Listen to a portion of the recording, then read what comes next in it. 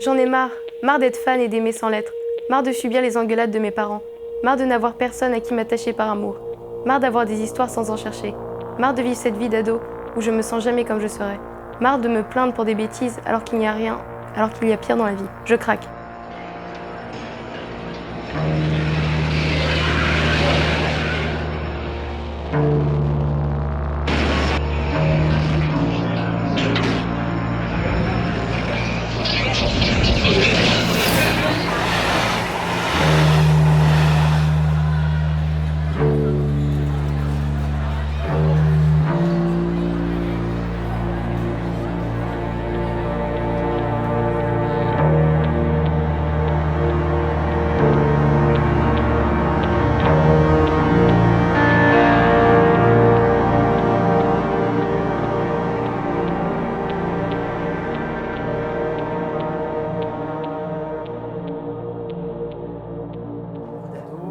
Joseph, deuxième.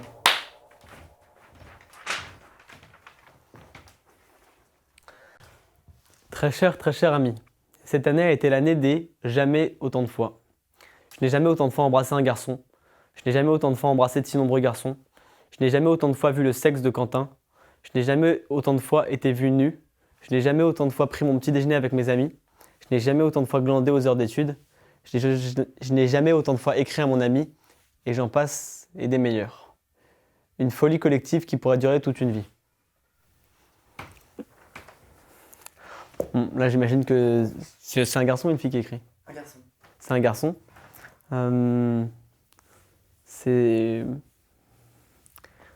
C'est marrant parce que cette année, justement, par rapport à moi, j'ai ma première vraie histoire avec une fille. Donc, je pourrais en dire beaucoup, j'ai jamais autant de fois parce que je suis un peu en train de découvrir la vie de couple, tout ça. Ça fait 3 mois maintenant. Et j'avais déjà eu une copine pendant une semaine, mais je tenais pas beaucoup à elle. Et là, je suis en train de vivre une vraie histoire et j'aime bien comment c'est écrit. J'aime bien rien à faire et tout ça.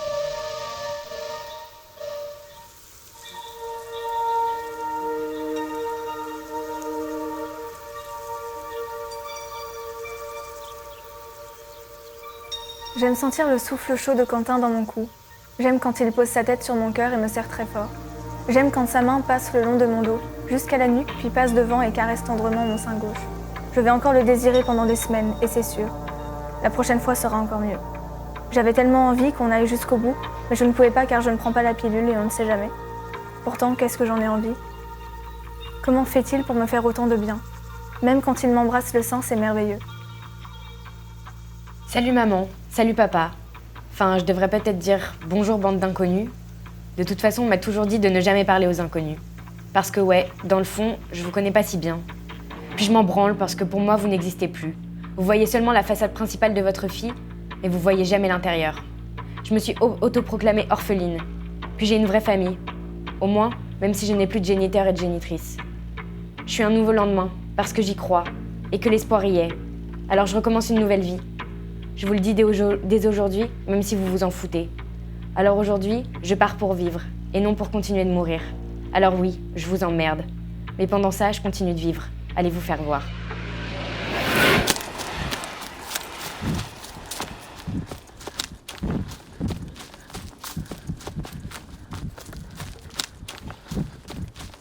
J'en peux plus.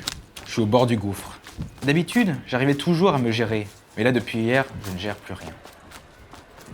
Je me suis jamais vu comme ça. Genre, je faisais les 100 pas. J'avais du putain de rap dans les oreilles et je faisais les 100 pas. J'étais incontrôlable. J'étais dehors, puis je suis re-rentré. Et à un moment, c'est sorti d'un coup. J'ai frappé dans le mur et j'ai pleuré. Puis j'ai crié, j'ai sangloté. J'ai jamais été comme ça. J'en ai marre, je suis décidément la seule fille de France à 16 ans à n'être jamais sortie avec un mec. Il y a pas longtemps, il restait Myriam et Jeanne, et c'est fini. Je dois sûrement être un monstre qui n'a aucune attirance, je sais pas, mais il y a personne qui m'a jamais fait un compliment du genre tu me plais vraiment ou t'es belle. Je sais que je suis pas belle, mais bon, il doit bien y avoir quelqu'un qui me trouve belle dans ce monde. Pourquoi j'ai pas le droit à ça, moi? Je supporterais pas de passer mes 17 ans sans avoir eu de copain, pourtant c'est ce qui risque d'arriver. Hein. Putain, mais qu'est-ce qui va pas chez moi? Pourquoi je suis pas sur cette planète? Pourquoi je suis pas bien? C'est horrible. Je déteste ce texte. Qu'est-ce qu'il y a?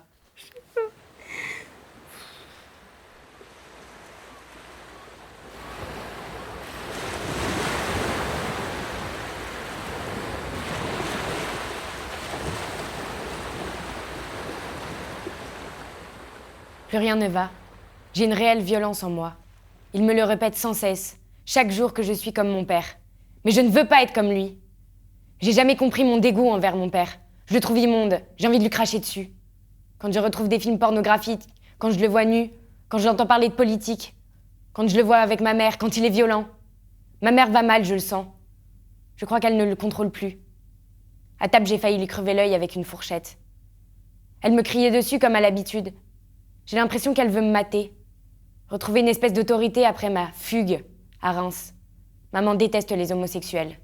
Moi, j'aime Laura. Mais rien ne peut m'arrêter. Je pense qu'ils ne l'ont pas compris. Quand j'ai balancé la fourchette, mes mains ont agi seules.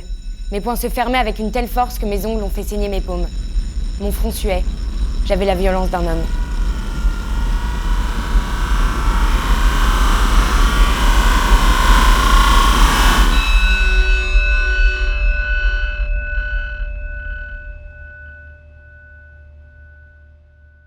Tout a commencé lorsque j'ai atteint mes 16 printemps. Si on dit que l'amour est la plus belle chose qui existe, ça n'a pas été le cas pour moi. C'est à cet âge-là que j'ai commencé à me découvrir, en particulier au niveau de ma sexualité. Je l'ai rencontré le 4 février 2006 et depuis ce soir-là, il me hante. Il s'appelle Simon et ce qui m'a directement plu chez lui, c'est son physique. Ce soir-là, je connus pour la première fois l'amour. Je n'ai des yeux que pour lui. Je n'osais pas lui parler car l'homosexualité restait encore une vaste énigme pour moi. J'avais également peur qu'il soit hétéro. Et plutôt que la parole, j'ai choisi le regard. Il s'en rendit bien sûr compte tellement je n'arrivais pas à être discret. En fin de compte, la soirée se termina et nous échangèrent tout de même nos adresses MSN. Au bout de la 2e semaine, j'éprouva le besoin fou de me confier. Je ne voulais pas encore dévoiler mon homosexualité car j'en avais honte et je comptais déjà l'éradiquer. J'étais tourmentée mais je ne le montre à personne. Quand je parlais de lui à mes amis, c'était sur un ton léger et ironique. J'étais hypocrite avec moi-même. Je disais que la vie était belle, que je me satisfaisais de l'amour superficiel, que je vivais avec Julie.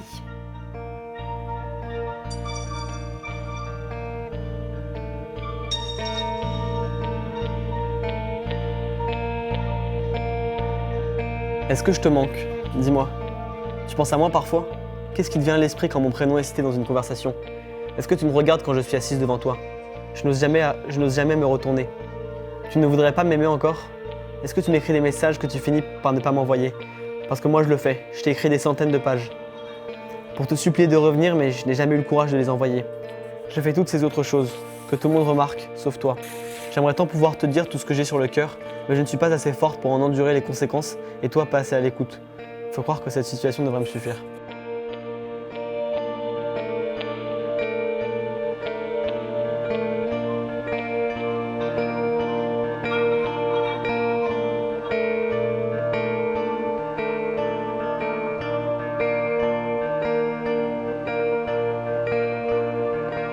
Au début, c'était juste pour me punir.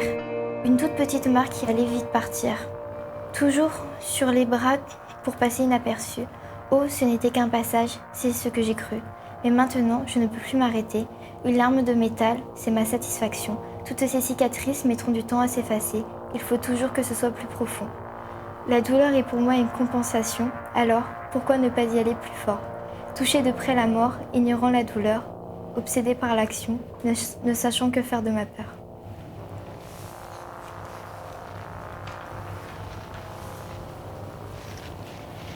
Bah pareil, ça me touche, ça.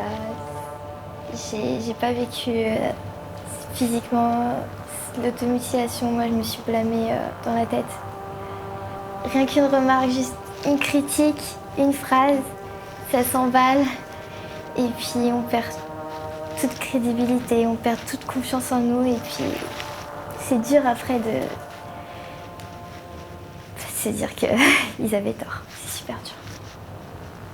Je sais pas si on y arrive totalement.